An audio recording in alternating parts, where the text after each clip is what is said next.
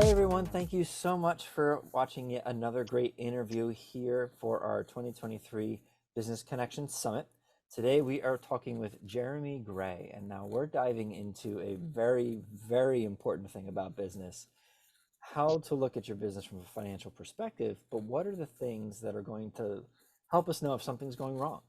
So without further ado, I'm going to kick it over to Jeremy to introduce himself a little bit, tell us what he does and who he is, and then also kind of briefly go into what we're going to talk about, and then we'll dive right into it.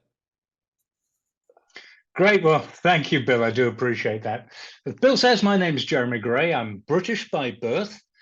Spent most of my working career working for an American multinational, 13 years in the United Kingdom and Europe, primarily on the finance side, followed by 13 years in the United States, primarily in general management rather than finance. I moved away from my financial role, and then I finished my career with them here in Asia Pacific, based out of Singapore as their CFO, COO for their Asia Pacific division. I've always known that retirement is really not for me. So in 2014, I decided I was going to found my own consulting company with the objective of working with smaller companies, SMEs, entrepreneurs, to help them grow their business, particularly in the areas of developing strategies, business plans, if they're interested in mergers and acquisitions, which is my personal favorite topic. In 2 years ago, I moved out of Singapore, and I'm now based in Vietnam and continue to run my business globally out of, as you can see, my home office here in Vietnam. So Bill asked me to join you, and I wanted to come to a topic which I think is important, particularly for companies who are maybe 3 to 5 years into their business role, although it's important throughout your business life. And that is signs that your business may be heading into difficulties. You know, we all hear about instant success and we know it's not instant. It's very rare that there's an instant failure too. It's usually invidious, right? You start changing the business, you launch your business with a great deal of enthusiasm. Everyone knows where they're going, and everything is aligned, and it goes great. But then, things get busy, and projects begin to slow down, and you're not executing as well as you used to do, right? You're finding your product development's taking a little bit longer than it did. And it happens because when you're running a business and say you miss a product development deadline, the world does not fall apart, right? The business continues to operate, but you've just made that little step that says, okay, well, maybe hitting those deadlines isn't quite so important as I thought it was, right? Because I mean, my business is still doing well. So there are a number of things that I would say you want to do a yearly health check on the status of your business, right? On a number of topics um, that you should be just making sure that you're still running with the same focus you had when you launched your business. Now, I mean, one of the ones is, are all your employees aligned with what your business wants to do? When you launched your business, it was maybe you on your own or you and your co-founder, and you had a very clear vision of your company and where it was going and what it was for and its raison d'etre. But as you grow, you take on more and more employees. They may not have that same vision about the company that you have, and therefore they may start pulling in different directions, and because they don't understand what you want from your company. So Absolutely. so that's just one of the things you want to check is, you know, go and talk to your employees. What's the reason for our company? What's our, if you have it, a mission vision statement, but what's the primary focus of our company, and see whether they agree with you.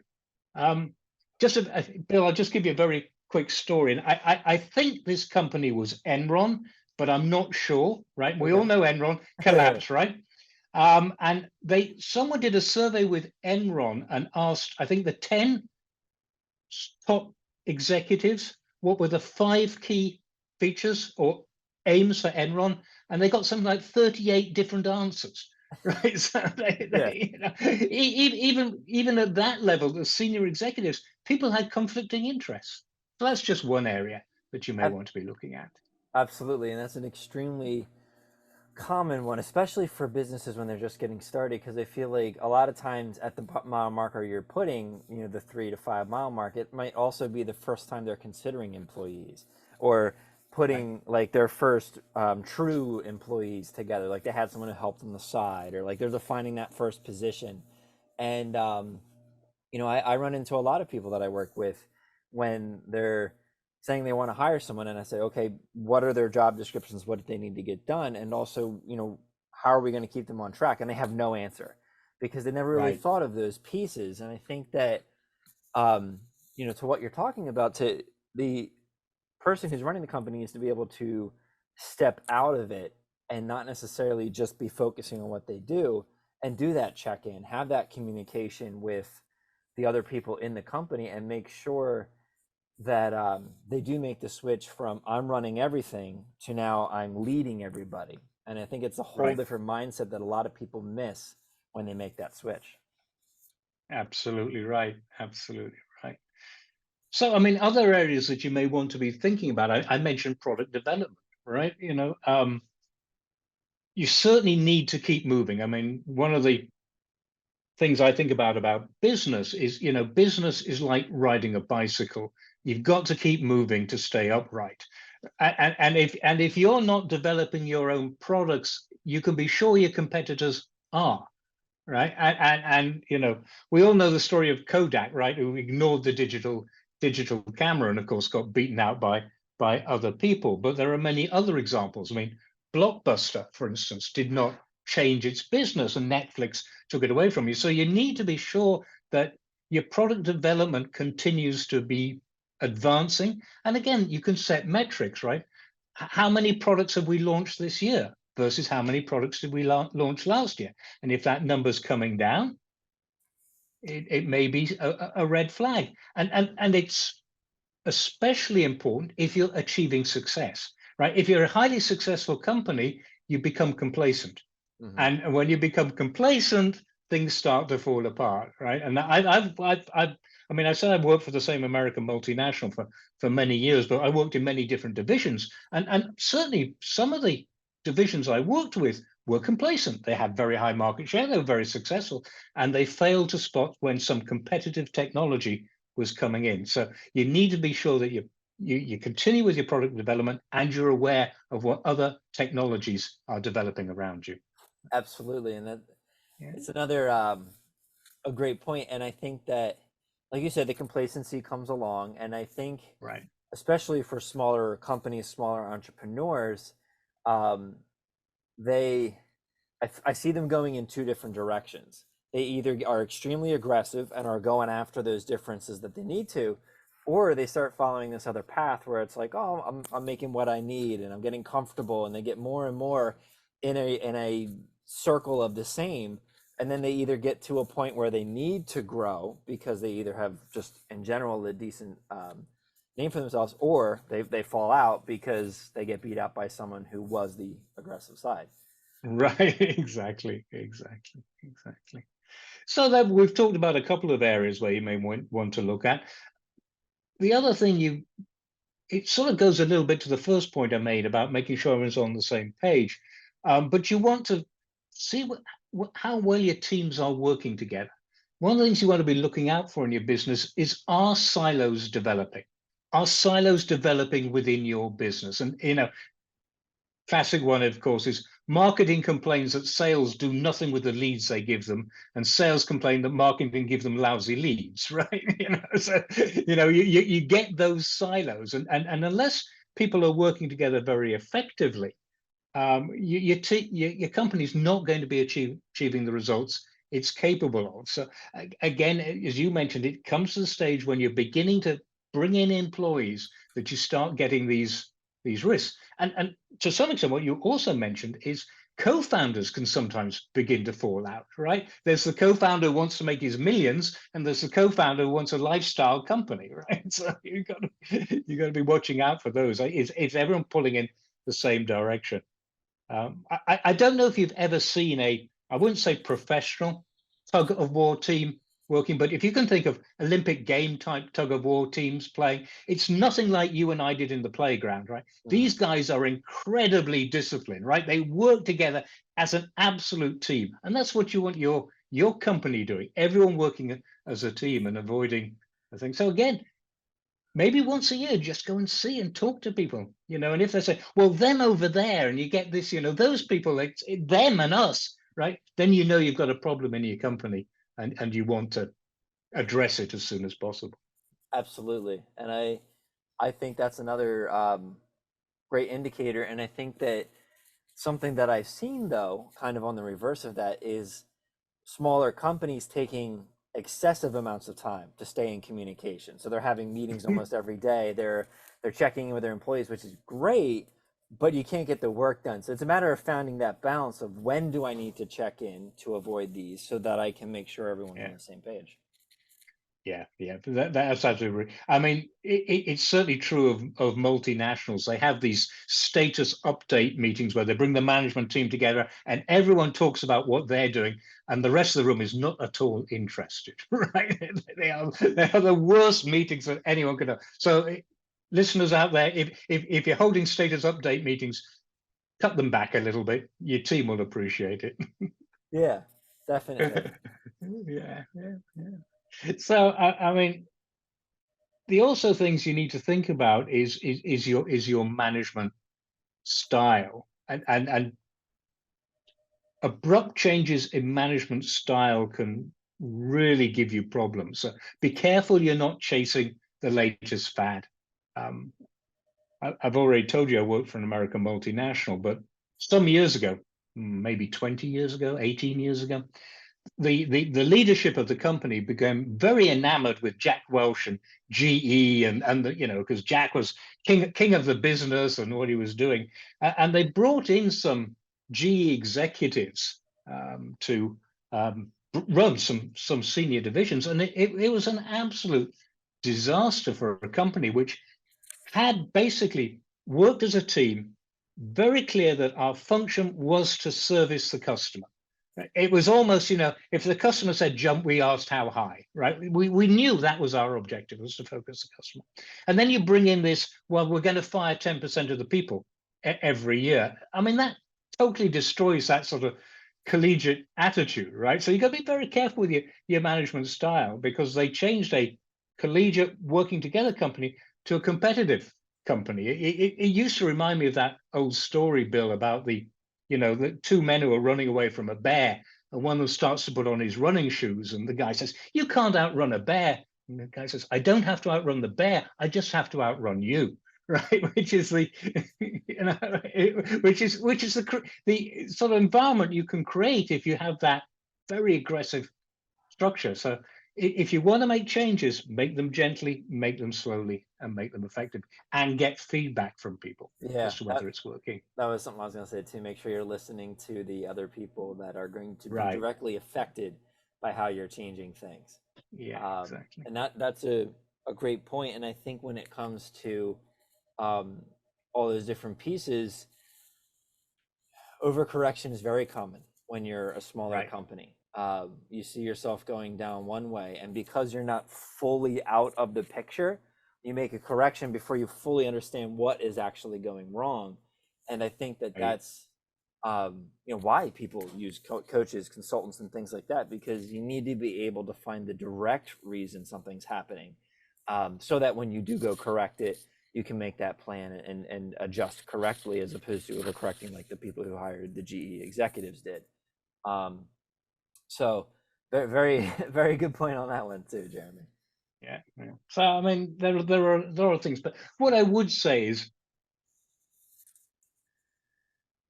give yourself maybe an annual health check, right? Just see what's happening. As you say, step out of the business for a while and take a look. And what were we doing last year and what are we doing this year? Make sure you don't chase fads, which is sort of what you said, right? People find there's a problem and, oh, here's the solution, right? And you've got to be careful that you don't pay. Pivots are a part of business life. You're going to have to pivot, right? I mean, there was a company, I think it was called Comfrey. Comfrey? made 5 pivots when it launched the business. We now know it as PayPal. They made 5 pivots, but every one of those pivots, they were focused on how can we serve our customer better. So if you're going to pivot, if you're going to make a change, make sure you understand why you're making that change. Make sure that you are fixing a fundamental problem that exists in your company, and then make sure that's communicated to everybody within the organization as to why the pivot is taking place and what that means to them. Absolutely. And I think that one final point I'd like to put on that is that in the current environment, with the way everything is, from all sorts of different programs coming out and coaches, consultants, and different side hustles and social media and everything coming out, it's very easy to follow the pretty shiny objects in different directions, but also have someone come in and tell you, oh, if you just do this, you'll increase or 10x or 12x your money. Um, Mm. you faded to dark there for a second. Okay. Okay, sorry. I'm just gonna pick up where I left off. So it's very Right. easy to get distracted by that shiny object and all the different people telling you you can 10x your money and 12x your money. And so really understanding, doing these health checks that you're talking about, helps you understand your company and have confidence in your company, so that when someone comes in, they're trying to get you to you know what your company needs, you know where your company's at, so that no one can really distract you from what you need. If you Right. need a website, then you talk to the website people. The people coming in telling you you need to work on your financials won't bother you, because you know this is what you need to do. So just having that clarity also helps with those pieces. Well, you mentioned financials, and of course, I'm a fractional CFO. So certainly, one of the things you need to be doing is tracking your financials. And it's again surprising how many companies founders don't understand their financial situation. And as the saying goes, revenue is vanity, profit is sanity, and cash is reality. Right? You need to be working on those facts in terms of your financials. Find KPIs that mean something to you as a company. Find leading KPIs and lagging KPIs. Leading KPIs, of course, those that are trying to predict the future. Lagging KPIs are telling you what's happened. But do keep an eye on your finances. Paul Graham of Y Combinator says he can tell whether a business is going to be a success by is it default alive or is it default dead? And by that he means that if the status quo it remains, will your company continue to survive or will it die? And surprisingly, it's over 50% of co-founders don't know the answer to that for their own company. Yeah, So don't lose track of the financials, guys. It's really absolutely. important. And I think Yeah, yeah, some things to highlight in there, like you said, is knowing the KPIs that move your company, because it's not going to be the same for every person. Whether it's yeah. the amount of lead generating time that you have, or the amount of Right. leads that are coming in from marketing. So knowing your company to the depth where you can say, this is the thing that drives the income for our business, and knowing all those numbers and what you need in order to keep moving forward. So as we wrap up here, Jeremy, is there Mhm. any last bits you want to leave us with before we finish up? Uh, First of all, I mean, if anyone would like a summary of my things you should be looking for, we've touched on some of them today. There are others. I'd be happy to send it to them. They just drop me a note. They can easily find me on LinkedIn or any social media. Should be able to find me. So I'd be happy to help anybody in that area. And as I say, it all comes down to running that health check, because businesses rarely fail overnight. And if you check once a year, every 6 months if you're a nervous person, but check regularly as to what's happening in your business, you'll have enough time to course correct, and put yourself back on track. So my Absolutely. recommendation, that regular health check on your business. Absolutely. Now you mentioned that they can find you on LinkedIn and some of the social medias. Is there any other way that someone should get a hold of you if they want to talk to you? Well, one very quickly, particularly if you want to have a chat with me, go to jeremygraycfo.com. It's a fairly simple website. It's really there to enable people to contact me. There's a Candly link. There's my email addresses and things like that. So jeremygraycfo.com. And it doesn't matter whether you spend it with an A or an E. I have both domains and they both go to the same place. Very good. That's understanding your client. That's right. Very, very good. All right. So thank you so much, Jeremy. I think we dived into a lot of great stuff to really help people start getting beginning of an understanding of what we need to keep track of and how to do it. And definitely, if you don't have any clue what you're doing, please reach out to Jeremy. He's definitely going to be able to Yeah. help you with those different pieces. So thanks again, everybody, for watching another interview from our 2023 Business Connection event summit. And we will see you all in the networking event tonight and talk to you all then. Bye.